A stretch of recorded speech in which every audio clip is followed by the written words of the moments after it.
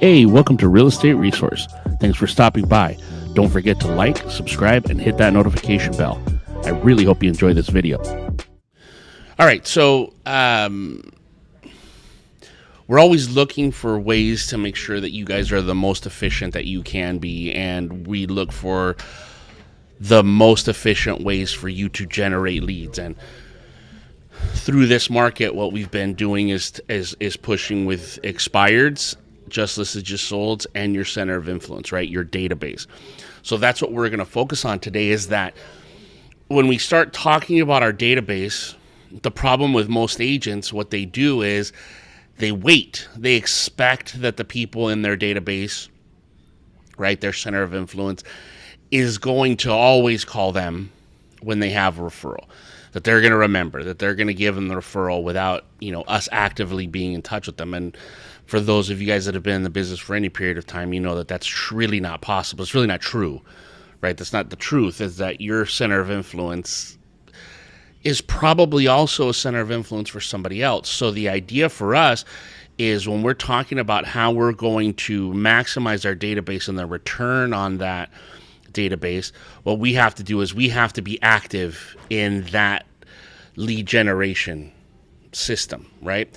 So we're going to talk about today, and there's quite a few on here, I'm sure, that have seen me go through this system in the past and are going to see the same things again. But it's that idea that we have to keep reminding ourselves, we have to keep refreshing ourselves, because even though some of you guys have seen it, not 100% of you are using that system, putting it to use. So before I share my screen, are there any questions from anybody?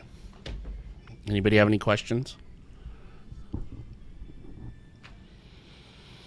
No? All right. So what I'm going to do is share my screen so I can share the presentation with you.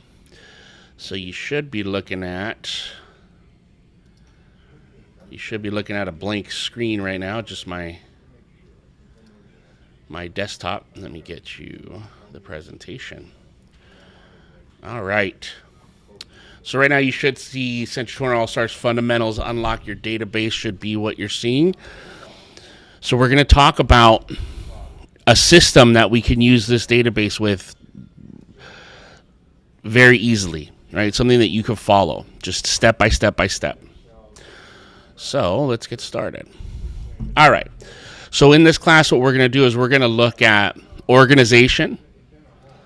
We're going to look at the contact methods and the frequency of contact. We're going to look at what value you're providing to your database. And then we're going to talk about consistency. So let's look at organization first. So very similar to what I talk about in lead follow-up, we're going to organize our database in this ABCD format. Now, you guys could change the name if you want, but the format has to be very similar, at least in the way that you're going to make the contact. Someone just put in the chat if this is going to be on the YouTube later. Yeah, it may be. On this one, maybe there's a one from September, so I'm debating on whether or not I want to replace the old one with this one. So either way, it's either going to be this new one today that's going to be up on YouTube, or there's one there from September. Okay, moving on.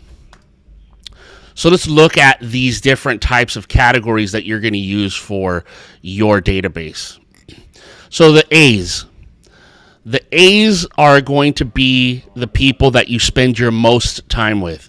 So if I'm looking at it, whether I'm going to call them my great referral partners, my A database, my A COI, these are the members of the database that have already referred business to you.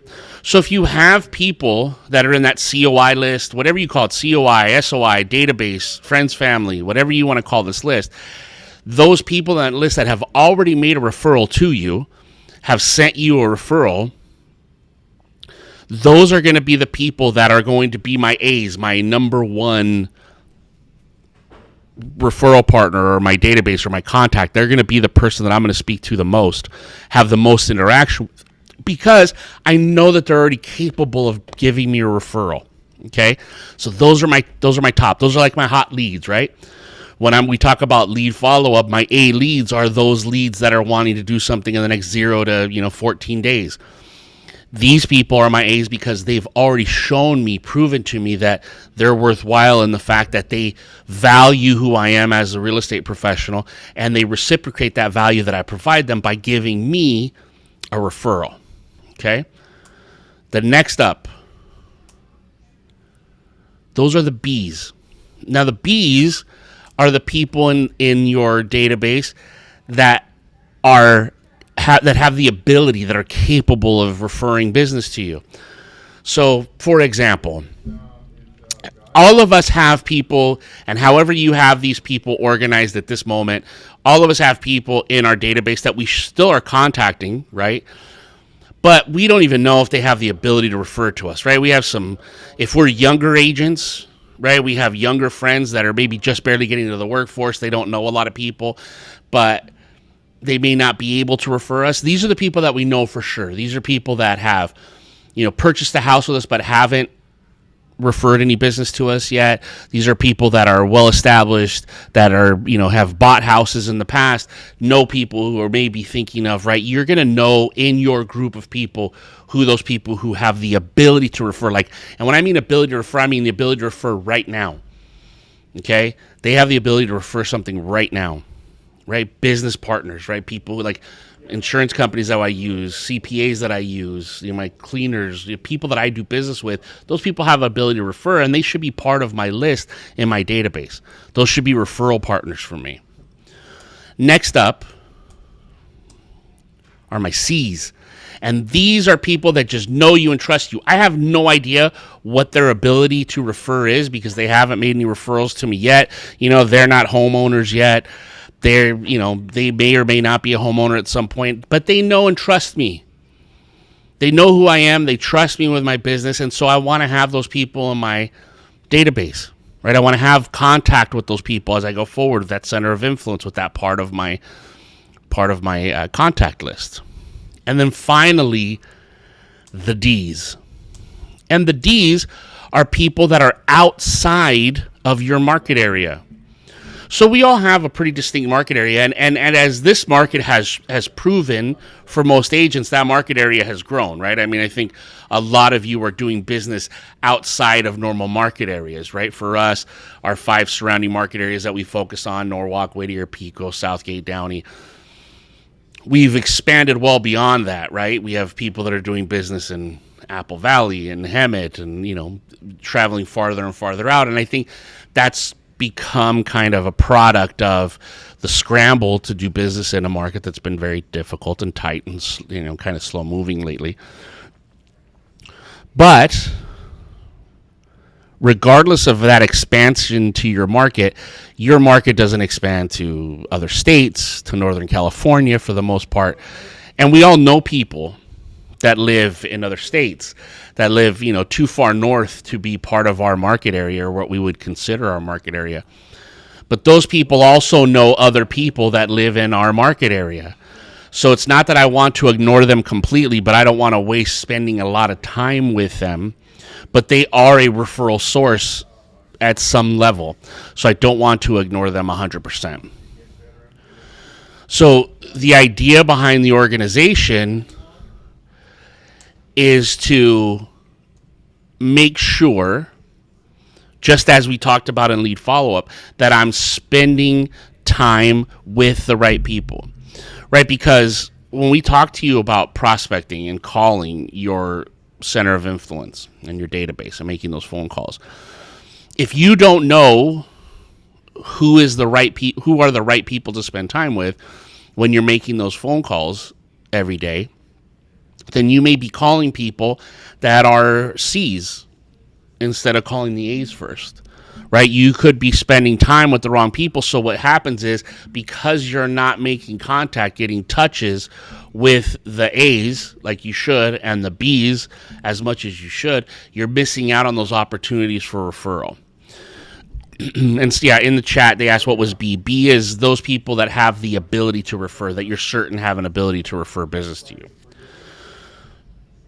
So what this method of organization does is it helps keep us focused on the right people, and it works with any CRM. It doesn't matter. Whatever CRM you choose to use. It sounded funny when I said it. Right? If you're using something as basic as Business Builder, or you're using things that are more advanced like, Top Producer and Lines Desk and Exact and, whatever other 1,000 CRMs exist out there, it works with any of them. Because just as we've talked about with other things in the past, when we've gone through how to set up a CRM or we've gone through lead follow-up, one of the things that we need to do is we need to make sure we're filtering those contacts that are in that CRM into specific groups. If we're not filtering those into those groups, again, we don't know how to approach or to which ones that we should be spending our time with. So the same thing with this is that if I'm creating a database, right now, if I have a CRM, I may have you could endless numbers of groups, right? I may have groups for all my buyers. I may have groups for all the people who attended an open house. I may have a group for my center of influence, right, which I consider my database. And in that group is now segmented by the A, B, C's, and D's. I have a lead follow-up section in my CRM where I'm doing lead follow-up, and then that's segmented A, B, C, or D. The thing is that what happens with most of us is we get a CRM and we just throw everything into the CRM, and then we just start pushing buttons and adding campaigns and doing things, and stuff gets lost in the shuffle. So just like any other contact that we're putting into our CRM or groups of contacts that we're putting in, it's important from us from the start to be organized and put those people in as groups so that we have an easier way of communicating with the people that are part of that specific database. Somebody said, what's the best CRM for organizing? The best CRM for organizing is the one you're going to use. So let's be completely honest, is that all CRMs kind of, their basic structure is all the same. Now, the tools and the things that they're able to do all change based on the amount of money you spend and investment and time you make. But if you just look at a CRM is just a place to organize my contacts, to organize my clients. And they all work off of the same basic foundation. They just do different things, right? So any CRM is fine. I couldn't tell you what is best for organizing because you're the one who has to organize it. It's not like they come with already set up like, oh, hey, here's your groups ready to go. Now who do you want to put in that group? You got to do all that work. So it's the one you're going to use. The best one that you could get is the one that you feel the most comfortable using so that you're using it every day. That's really the honest truth when it comes to CRMs. So now we've got them organized, right? We've got that organization put together. Before I move on to the contacts, any questions about organization? Any questions at all? You guys can unmute, you can raise your hand, whatever you feel most comfortable doing, but any questions about the organization side of it?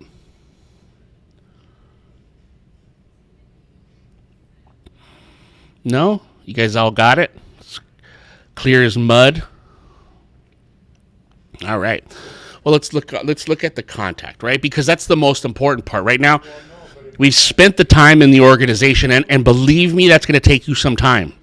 And part of that organization, you're going to do a little house cleaning, right? Because you got to go through, for most of you, you haven't talked to the people that are in your database for a while, and some of them may need a reintroduction, right, to you as an agent. And so as we start putting together our organization to get it into the CRM, part of that organization is going to be some contact, and that's not the contact we're going to talk about here, but it is going to be some contact, because you may recognize and realize that there's some people in there that you haven't talked to in quite a while, and you're going to have a conversation. You're going to have a conversation with some of those people in there, and you may even have to start taking some people out, and that's going to be part of the process of the organization. So you're going to have to start kind of, filtering through that. So Lily just asked, would those contacts be considered a D? If I have to reintroduce myself and they don't know who I am when I make phone calls, they're out completely. right? Because we're talking about a database. This is your COI. We're not talking about marketing leads. We're not talking about people that want us to stay in touch. We're talking about people that are going to refer us business. And if I have to go through the process of reintroducing myself, the chances are they're not in a position to refer me business because they really don't know who the hell I am. So the D's are still people that you have a relationship with, right? It goes back to that see, know you, and trust you thing. All A, B, C's, and D's have to fall under that know you and trust you. The only difference that the C's with the know you and trust you is the C's are in your market area. The A's have already made a referral to you, and that referral came because they know you and trust you. The B's have the ability to refer. They just haven't made that referral to you yet, but they know you and trust you, right? So the D's are the same thing. They know you and trust you. They're just outside your market area. So if I have to go through my database and I have to kind of cull some names from that database, because when I call them and say, hey, I'm updating all of my information, I wanted to call and see how you're doing and update, and they said, I'm sorry, who is this again? Guess what I'm not doing? I'm not updating them. I'm removing them from that database. Now, do I want to have a separate database that I do with those people? That's up to you. But if I'm going to call them my COI, my center of influence, this database that we're looking for referral partners, they're not in it. Okay? So that's got to be the main thing you keep. The overarching fact is they know you and trust you. Whether they become an A, B, C, or D is dependent on the other circumstances around know you and trust you. Is that fair?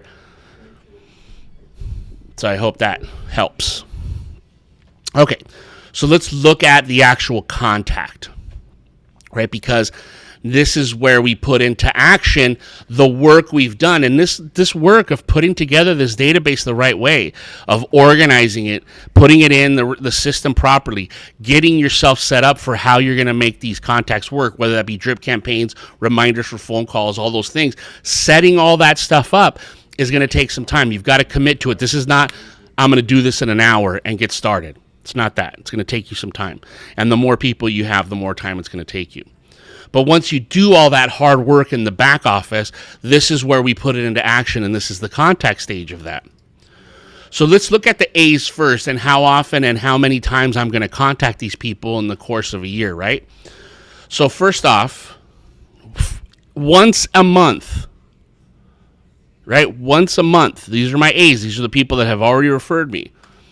I'm going to call them. I'm going to email them. I can mail them, but that's optional depending on if you have the money to invest, right? If you have the money to invest in buying mailers and mailing to your group, then great, do it because it's an extra touch. If you don't, it's okay. You can follow these steps, the phone, the email, and the next step, which is, whoops, what happened there? Went backwards on me. Sorry about that. You can phone, email, mail, optional. And then the last one, which is text, right? Now, again, CRMs do different things as you invest more money into the CRM. If you invest in a CRM that does texting, those texts can be automated just like the emails can be in drip campaigns. If you don't, that's going to become a manual step for you, so it becomes another task that you have to set up for yourself in your CRM. So keep that in mind. But let's just say that we do the phone, the email, and the text messaging. That becomes 3 touches a month on the A's. The idea that we're trying to work up to here when we're staying in contact with our database, center of influence, sphere of influence, whatever you want to call it, is we're staying top of mind with them. Now, I guarantee there is, of the 25 of you that are on, there is probably 50%, if not more, that look at that and feel like that's way too much for me to contact those people. And I understand the feeling. The problem is that that's our story, not theirs. Think about this. How many times have you called somebody in your database and they were like, oh, yeah, I'm happy to talk to you. It feels like it's been forever. And you had maybe called them just the month before. You're not front of mind with them, right? They're front of mind with you, right? You're worried about the database. Who else they're talking to? Is somebody else going to take them? Are they going to refer them? How many times have we had somebody that we consider a really great, contact in our center of influence list buyer or refer to another agent with another agent, right? It's happened to all of us. And so what's happening is they're not thinking about you all the time. So the idea that I call them once a month, text them once a month, email them once a month, right? They get those 3 touches from me in a month. It's not as much as you believe it is. What we're trying to do is create that idea that I am top of mind, so that when it becomes the thought of real estate, anything that has to do with real estate, they think of my name, right? Those people, that's what they do. That's what we have to do. I mean, think about, I know it's weird now, but television commercials are probably less influential on our lives now than they ever have been in the past. And, for those of you guys that are younger there, you've grown up with being able to record television and skip through commercials and not watch them. But if you ever are sitting through a sporting event, right? You're watching a baseball game, you're watching a basketball game, you're watching a football game of sports, right? Because we watch those live.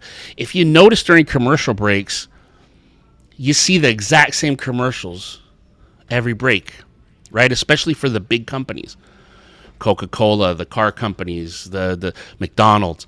Every commercial break, if you start to pay attention, you start to see the same commercial over and over again. And then for like months, you see the exact same commercial for that same product. And then all of a sudden, maybe 2, 3, 4 months later, it switches to a different commercial for that product or for that company. And they run that commercial over and over and over again. If you pay attention to that, right, and we don't consciously, but if you start paying attention to what you see over and over again, they're doing the same thing that you should be doing. You think of yourself as one of those large brands. You think of yourself as a Coca-Cola, as a McDonald's, where you're constantly in their eye line, right? I'm on the phone with them. They get an email from me, right? An automatic little drip email once a month. If I'm doing the mailer, they'll get a little postcard from me once a month, and then they get a little text message from me. Now, here is where the magic starts to happen is, as I do that, as I start to get consistent in that, what happens is the phone calls and the text messages, they change from business to personal.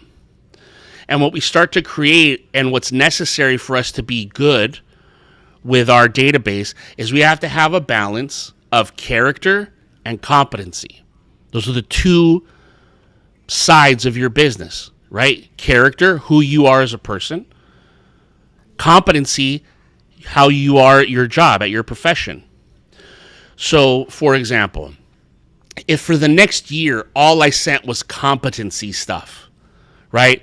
Hey, I'm calling you because I need you to refer somebody to me. I'm calling you because I just listed. I'm calling you because I have a buyer that's looking for a place. Do you know anybody who's thinking about selling their house?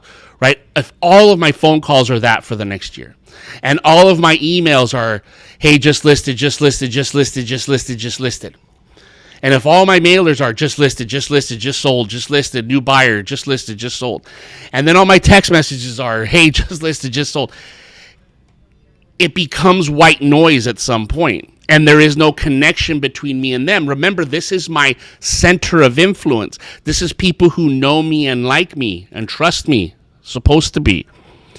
Some level of my communication with them has to be who I am and our relationship with each other. So what happens is, yes, maybe my first 3 to 4 months with my A's, all 3 or 4 of my touches, my contact methods, are going to be competency stuff. They're going to be work. This is what I do. Who do you know? It's going to be a lot of that. But once I've established that consistent contact, whether it be by phone, email, mail, or text, then something neat happens, and I can now switch to my phone and text can become more character-based. Because now my phone calls after that could be, hey, Tim, I was just calling to check and see how you're doing. Is everything okay? Who makes that phone call in your life right now? Who's the only person in your life that makes that phone call right now that says, hey, Tim, I'm just calling to check to see if you're okay? Right? Generally, it's a family member. Most of us, it's our mom, right? If you're lucky enough to have them around still.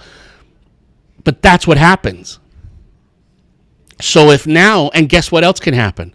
I can leave voicemails if they don't answer the phone. Hey, you know what? No need to call back. Just checking in on you. Hope you're having a great day. That's the end of my phone call. Same thing can be with my text message. And then my mail and my email can be the competency piece. So the indirect contact with them is showing them what I do as a professional. The direct contact with them is my character piece where I stay connected to them on a personal level. Now, could you be competency all across the board? Absolutely. But I guarantee you that the results at the end of the year will be different than if I have that balance of character and competency in my touches with that potential client. Lulu, you unmuted. Did you have a question? Yeah. Okay, Kyle. So you're saying that when we call them or we text them, we don't necessarily ask for business, but we're asking for business by the mailers? It's not necessarily that you're not asking for business. It's not that.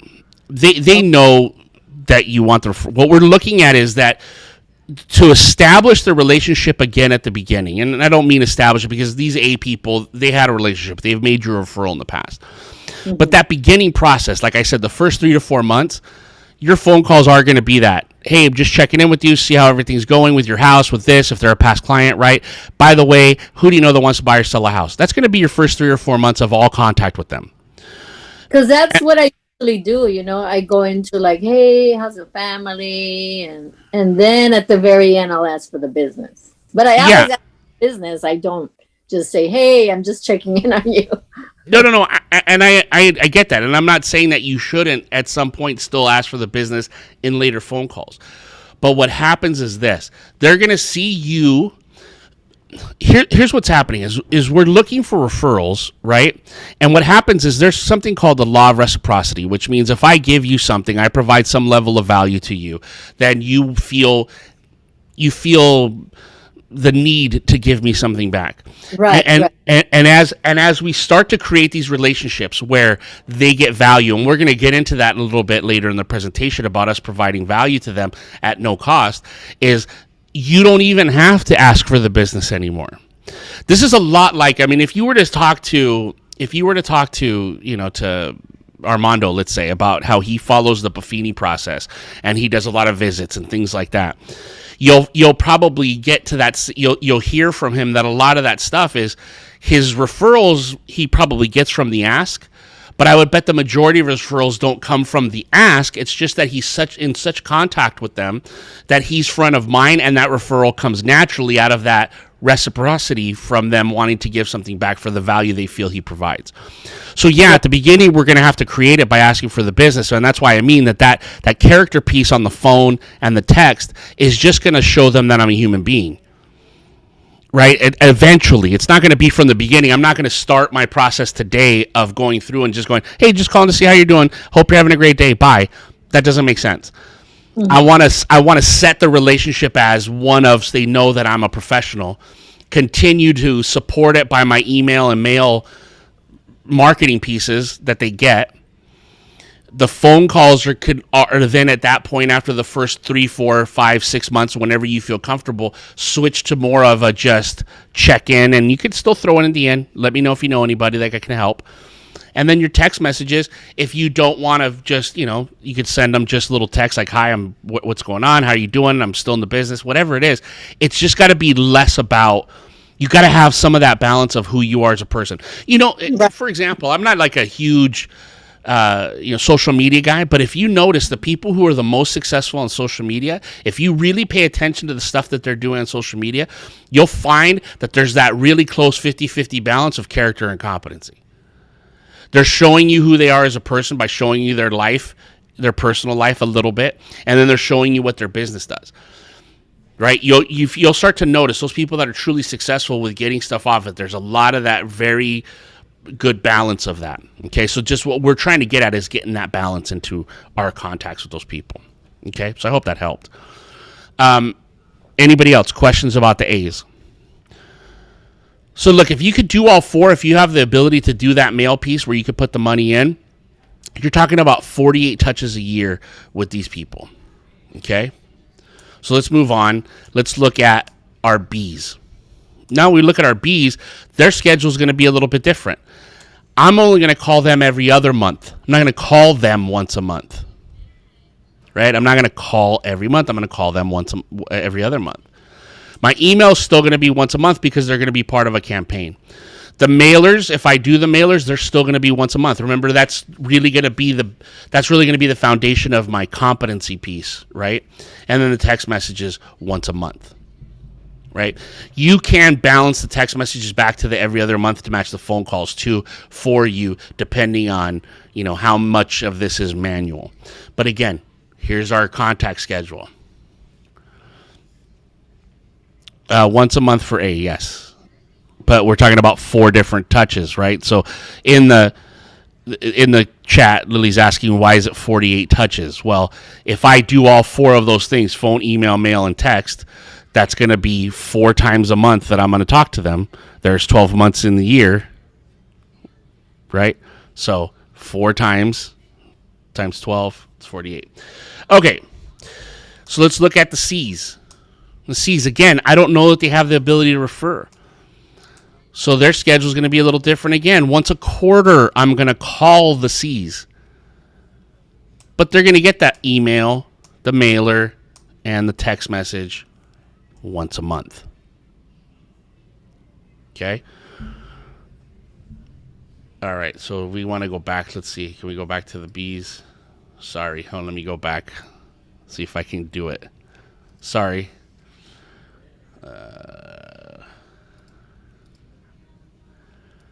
Let's see. No, that's the C's. Let me see. Here we go. All right, here's the B's again. So the contact for the B's looks like this. Every other month. Once a month for emails, once a month for the mailer, once or every other month for the text, depending, again, on your automation. Okay? All right, so there's the B's. Let's move on to the C's. Back again, the C's. Their schedule is the phone once a quarter, because I don't know that they have ability to refer to me, but everything else is once a month because these other things, the text again with this one, if it's manual, could go to the once a quarter with the phone calls. If it's automated, it's easy. Send those text messages once a month. So again, dependent on your automation, this is what your schedule is going to look like. So if you're completely automated with that CRM you're working, then your text can go once a month because it's a campaign just like your emails. But if not, if you're doing that manually, then move it to the once a quarter like the phone calls. Okay. And now the D's, when I call them, I'm only going to call them twice a year. They're outside of my market area. I don't need to spend a lot of time on the phone with them. They're outside my market area. But my email, probably not my mailer, but you could if you wanted to. And then the text message again. If you're automated, go ahead with the text. If you're not, put it back onto the same as the phone schedule. Lorena, did you have a question? You unmuted. I think that was an accident. And yes, Jesus, I can email you the slides. Anybody wants them, just send me an email. If you want a copy of these, I'll send you a PDF. But just send me an email and I'll send them out to you. All right. So those are our contacts, right? This is how we're going to contact. This is our schedule.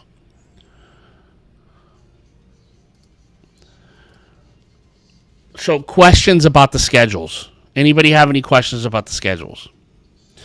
Now, here's the thing, is you got to think about these people, right, that they're going to change groups. So I have my A's, and we remember the A's are the people that provided me a referral. So what happens when a C gives me a referral? They switch to an A.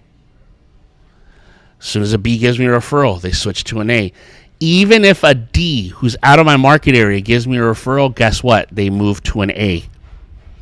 So these people are going to move around, and you're going to be adding people into this database as you make relationships in your business. And we'll talk about that, and that's why we're going to talk about right now the value, because when I decide what value I have to offer, it starts to make it easier to add people into my center of influence and into my database. So questions about the contacts? Anybody? Kyle. Yes. So if a D or a C refers, it's automatically an A. Yes. Okay. Anybody that gives me a referral becomes an A. And the reason for that is that they see the value in me. So I want to make sure I'm not neglecting them later, because then what happens is if they make that referral and then I neglect them, then the value that I provide them loses its weight. Right? Because I've just ignored them after they've given me that. I've got to continue that relationship. I've got to continue to provide that value to them. So now they become an A. So I want to show them, right? Because they're going to see the difference. If they were a B or a C before, and now all of a sudden they're getting more stuff from me, they're going to notice the difference. Whether it's conscious or subconscious, they're going to notice the difference, and they're going to see more value in the things that are provided to them in order for them to have that law of reciprocity kick in and want to give me more referrals. Does that make sense? Okay. You have your hand up, Jesus. Go ahead. Yes. What about when I have at least 3 or 4 sellers that are out of state? And what category would they be? Because I know they're out of state and I'm not going to be able to sell them anymore. However, I know that they might be able to refer me. What category would they fall under? Anybody that's out of your market area until they make a referral is a D. Okay. Yeah. Anybody who's out of your market area, regardless if they were a past client, they are a D.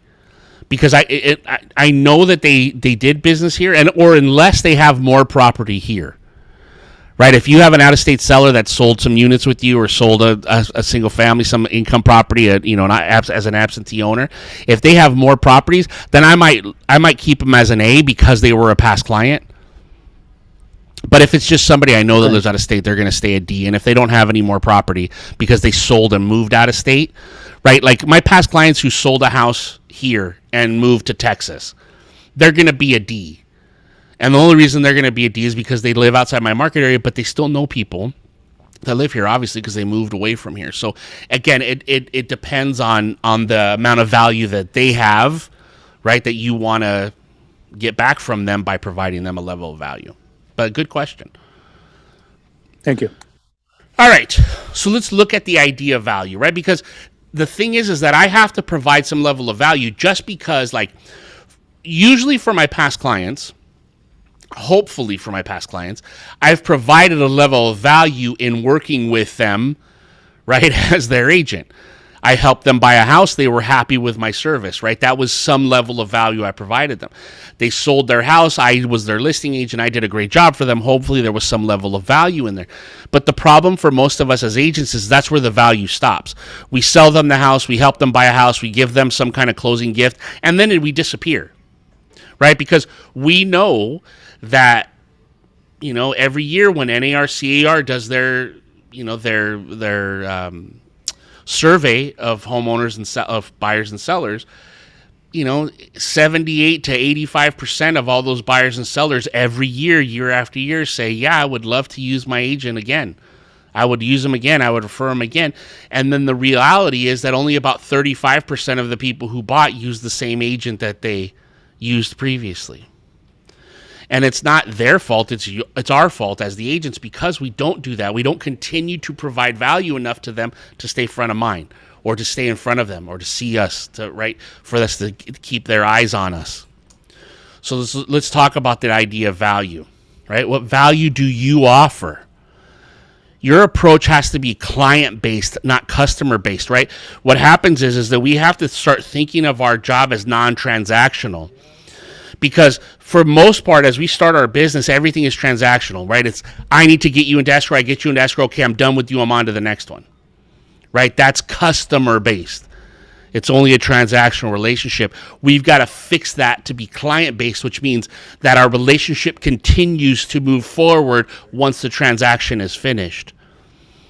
Okay, so we have to make sure that approach is client-based, and that's, again, where I continue to provide value to that client for the life of that client. And you have to figure out what you do different than the agents that also consider your clients their customers. Does that make sense to you guys? You see what I'm doing there is that there are other agents that also have your clients in their database. Now, their database, they might be customer focused, transactionally focused, not client focused like you are. So you've got to make sure that you're doing some things to diverge from that group that also considers them their customers. Fair? So let's look at the value. Let's use our team to develop a unique value proposition for those potential clients. Who is your team? Your title rep, your lender, the escrow officer that you work with, the escrow company that you work with, your home warranty company that you work with, the insurance company that you work with. Those people are your team. Right? Most of you, everybody that's on here, you're not in a team. You're not a team leader. You don't have buyer's agents and cold callers and prospectors for you, but your team are these people that provide some support to you in your business. And that's why loyalty to those support staff people on your team, loyalty to your title rep, loyalty to your lender, loyalty to your escrow, loyalty to your home warranty, that's how you create the team. And that's how you get these people to help you to provide value to this group on your COI in your database, right? Because you guys all use the title rep. Does your title reps provide you with great value? Do your title reps provide you with great value? Yes. Does the lender you work with provide you with great value? Your escrow company, you've got to leverage those relationships in order to create a value proposition for your clients, the people that are in your database. Create a list for your VIP clients of the things that you do for them. Now, here's the thing. I named them VIP clients. You can name it whatever you want to name it, right? It doesn't have to be database. It doesn't have to be COI. It could be Diamond Club, my gold clients, or what gold list, your VIP list, right? Whatever you want to call it, because that's how you're going to communicate it to them. The people who are in this list, on this group. Right? Hey, I want to make you part of my VIP clients, and this is what I provide to my VIP clients. And you can verbalize that to the people that are already in the list. Hey, when you're going through and we're reconnecting with people that we haven't talked to in that list, you can tell them, hey, by the way, what I wanted to do is the reason I'm reaching out is because I'm updating all of my contacts for my VIP client list, and I wanted to let you know that I have you on that list, and these are the things that I'm going to be doing for my VIP client list every year. So what I'm doing is I'm selling them on the idea that they're in something special. And these are the people that are already in there as I set this up. Right? So I start to look at the things that I do. What's the benefit of being my client? Well, every year I give you a title profile on the property that you own. This is only going to work for homeowners, obviously. But if you own I'm going to get a title profile, property profile, so we can look at and make sure there's been no changes. There's no issues. I'm going to have my lender, right? If I give my lender look, and this is, again, where the loyalty and the trust comes in. If I have a real good relationship with my lender, if I give my lender my VIP client list, my database, and say, hey, look, these are your clients as much as mine, you don't think that lender is going to reach out and market to them also? And if you say, this is what I want, I just need you to reach out to them once a year. Right? I'm going to reach out to these. I want you to reach out to them once a year, see if there's anything they need. Life changes. They may not need to sell. They might need to refi. They might need to do things. Whether or not you get paid is not where the value is here. We're looking to help the client. Okay? We're looking to help the client. Have the insurance company. I have a great relationship with my insurance company. Great. Here's my database. This is what I expect from you. I'm going to give you my marketing list. You can market to them, but this is what I want you to do for me. Once a year, you're going to reach out to these people. You're going to send them something that has to do maybe a review of their insurance. Are they underinsured? Do they need extra insurance? They need different insurance. Has their life changed? They don't have life insurance. They do have life insurance. They have too little. They have too much. Do they have an umbrella? You know what I mean? This is what I want from you. These companies will do this stuff for you, but only if you're loyal to them. If you use 5 or 6 different insurance companies, this is not going to work for you. They're not going to want to do it because, well, I don't know if I'm going to get your policies. Right? So think about your team. The home warranty. Look, the home warranty company is good with what they do. They're probably going to contact your people all the time. But if you have people that you want to add in to this, right, that didn't buy a house, because if I'm a homeowner and I didn't buy my house with you, but I am a homeowner, can I still buy a home warranty today? Yes. Absolutely. Aftermarket.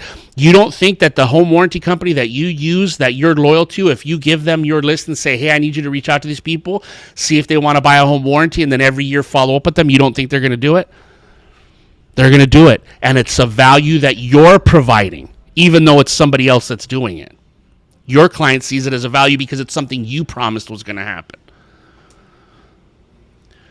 If they were your past client, get an updated closing statement in January for all of them, because they lose their paperwork. And they need their paperwork because every time they file their taxes, right, you don't get all of the benefits the first time you file. You got to continue to, for the life of the loan, for the whatever it is, get them that stuff for their taxes. Okay? These are all things that are going to cost you $0. But to your client, when you promise them to them, that is a value that they receive because they have a relationship with you.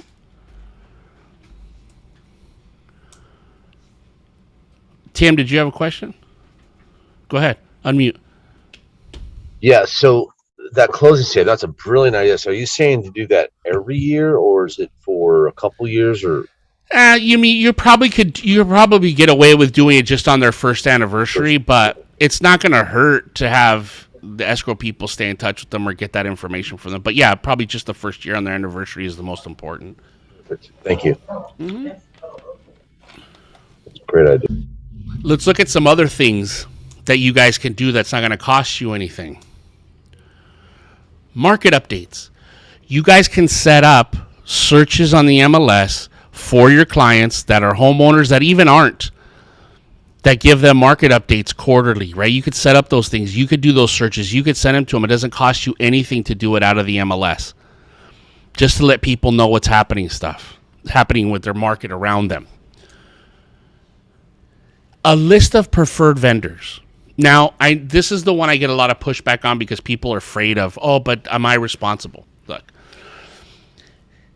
the thing is that now I know that people can go to websites and do things, but if every year I give people a list of, I know a great gardener, I know a great mechanic, I know a good guy that, here's a good roofing company, but I mean legit companies that are good, and you call them and say, hey, listen, this is what I'm going to do, right?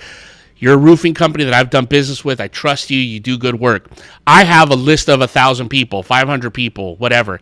I'm going to make up a vendor list for you, for them, and you're going to be on it. I just want you to know that you're going to be on it, so I'm hoping I'm going to shift you some business. And if there's any way you can help me, if you have anybody that that wants to buy or sell, since you're looking at roofs and you're doing things all the time, maybe you can get it back to me. Again, there's that law of reciprocity. I'm going to market you at no cost to you. A good CPA, right? It could be anything. You have this list, and every year you update the list and you send it to your VIP client list, right? Instead of Angie's list, it's Tim's list, right? These are my preferred vendors. These are people I've done business with. These are people I trust, and you send it out to them, and you update it every year. So I do get some pushback on that. People say, well, wait a minute. If I say here's a vendor list and they get a bad deal, am I going to be? I mean, if you extrapolate it enough, yes, you could. So if that's something you don't want to do, don't do it. It's okay. I'm just trying to think of things that cost you nothing that still provide a level of value to that client. The next thing is 2 educational events every year. And guess what, guys? You have the perfect place for educational events. right? Like Jesus put in the chat. I also suggest living trust and life insurance after we close escrow. Great. Guess what you could do at those events? I have one of my events every year is the family law guy, right? That talks about estate planning. That comes in, talks about, you don't think attorneys are going to want to have the chance to be in front of 20 to 100 people to talk about the idea of setting up a trust or other estate planning things that they can do for people? Maybe I have my insurance guy come in and talk about how insurance works, annuities, things like that. Maybe I have a financial planner come in once a year and sit down and tell people, hey, how to set up their college funds for their children, or how to save, or where to put their money, or what's the right thing to do with their money at this time. I do all those things. They're free. And you guys have a room here, and I'm sure those of you that watch on YouTube that aren't members of our office, I'm sure you'll have a place that you can find to do this too. But here at All Stars, you have a room that holds 125 people. That costs you $0. And all you have to do is let us know, hey, on Saturday or on Tuesday night or on Wednesday night, I'm having my financial planner come in and I'm inviting all my past clients in Center of Influence. My database is coming. Do we have access? Yep, it's yours. And guess what? You have a free room, 125 people. And now what that does is you've just added 2 more touches to that list of contacts that you had during the year, right, with your A, B, C's, and D's, because now I'm inviting them to educational events. So I get them here. Again, value that I provide. And it doesn't cost me anything. It's very limited. Now, if you want to, as you start to get results from the referrals and the things that happen with this group, you could start adding in a third event that's more just fun, right? I could do a cocktail hour once a year. I can do a family picnic once a year, right? I could do some stuff where I invest money and invite those people that are on there to that's just fun. That's not educational, right? Like, hey, we're doing a cocktail hour on Wednesday night over at, whatever, Tantalum's. I'm inviting all my people over, right? Whatever it is. You can do that when you have the money. That's not something that you have to invest in immediately, but it's something that should be on your radar as you move forward. Okay, so questions about value. Any questions about adding value, showing value, providing value to this list of people? Okay. Consistency is usually where things fall apart. Okay? It has to be consistent, the contact. You can't give up on it. It can't be I do it for 6 months and stop and expect for stuff to happen. This is the rest of your life in this business. Those schedules, those events, the list that you provide, the stuff that you do, this is the rest of your life. And the thing is, consistency, I don't mean just consistency in the contact, but consistency in what you provide. If you tell them I'm going to give you a list of vendors every year, you better give them a list of vendors every year, because the first year you don't, you're a liar. Right? So make sure that the stuff that you can promise is stuff that you can deliver. That goes with character, right? Yes, absolutely. Right? So what we just talked about, I got to be consistent in that promised value. I can't miss a step, because they will call me on it. It's going to break their trust immediately. That character piece is out the window. And if you're consistent in all those aspects and the actual contacts and the value you provide, we should be looking at somewhere in the vicinity of a 10 to 15% return on your database. What I mean by 10 to 15% return is not that 10 to 15% of your actual database will do business with you, but the referrals that come out of that would lead to about a 10 to 15% return. Meaning, if I have 1,000 people in my contact list that are in my database, true people that are 1,000, it's going to take you a while to get there. It's going to take you a while to get to true 1,000 people who know you, trust you, and that you service and provide value to. You're looking at 10 to 15% return on that. So you do the math on it. If one day you could get to the point of doing 100 transactions just out of referral, would your business be fantastic and easier, right? And again, as we get lower things, right? If I'm doing 10, 15, 20, 30, 50 transactions out of my database, it's going to take me time. It's not going to happen in the first year. It's probably not going to happen in the first 2 years. It's probably going to take you, 24, 36 months of consistent adding people in, doing the work to get that 10 to 15%. But ultimately, it will get there and it will stay there. as long as you are consistent in what you do. And one of the great things about having this kind of consistent return on a database is now you are truly a business. You become a business that can be sellable when you're ready to step out of the business. When you're ready to retire, when you're ready to shut it down, I can sell this business to another agent. And there's all kinds of ways to structure that sale. It doesn't have to always just be, here's some money and I'm going to take your client list, because that doesn't usually work. But I can sell that business. And I can sell that business by partnering up with somebody and I work with them for a year or two, change their percentages, and then just transition myself out and continue to get that percentage of return on the business that comes through that database. And there's ways to do that. And that's future talk. But if you don't have a repeatable, duplicatable business like this kind of database, you can't sell your business. When it's time to go, you just tap out and do a deal once a year, right, for your retirement. That's what happens to people. But you could do this. You could do this. And the great thing about having that value add part, right, like this is what I do, this is what I provide, is I can add people into that. So when I'm door knocking and I talk to Tim and I have a great conversation, but he's not ready to sell and he doesn't know anybody yet, but we've went through all of the questions and he's interested and he talks to me and responds, I can say to Tim, hey, Tim, you know what I'd like to do is I have this VIP client list. And this is what I do for that VIP client list. I do A, B, C, D, E, F, G. I provide X, Y, and Z. Can I add you to that list? And in order to do that, to add you to the list, I'm going to need your phone number and your email address. Are you okay with that, Tim? Right? If he says yes, I'm going to put him in there. I'm going to add him. He's going to be a C to start with. And then we're going to work him into an A.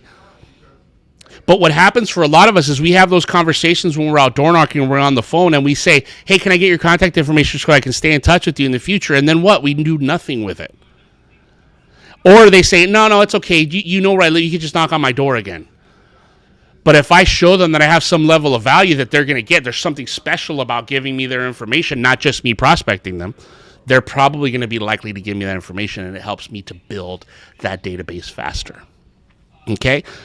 So that is the presentation. If you guys want the PDF of those slides, email me and I will send it to you. I probably am going to put this one up on YouTube to replace the older video that's there. So later on today or tomorrow, this will be on YouTube so you guys can take a look at it. Any other questions before I let you guys go? All right.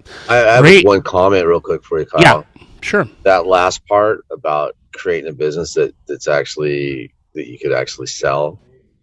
Yeah. I mean, that's brilliant.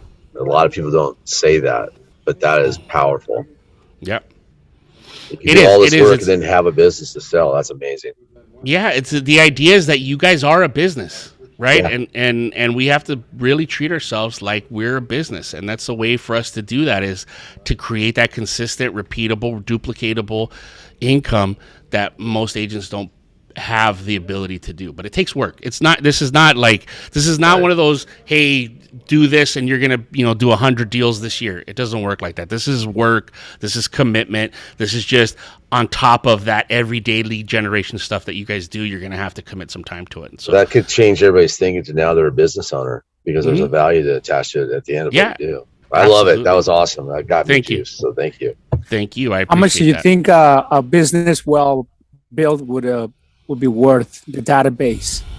Well, I think it's hard to say because your database could generate, $300,000 or $400,000 in gross commissions a year, and that's going to be a different value. Or ultimately, you could become one of those agents that sells 150 deals, does $1 million plus in GCI, and that could be a really expensive deal. But that's all going to be dependent on where you've gotten to a place where you can say for the last 5 years, this is what it produces. Every year in, year out, this is what it produces. Until you get to that level, it's hard to even think about the idea of it having a value to sell. Thank you. You're welcome.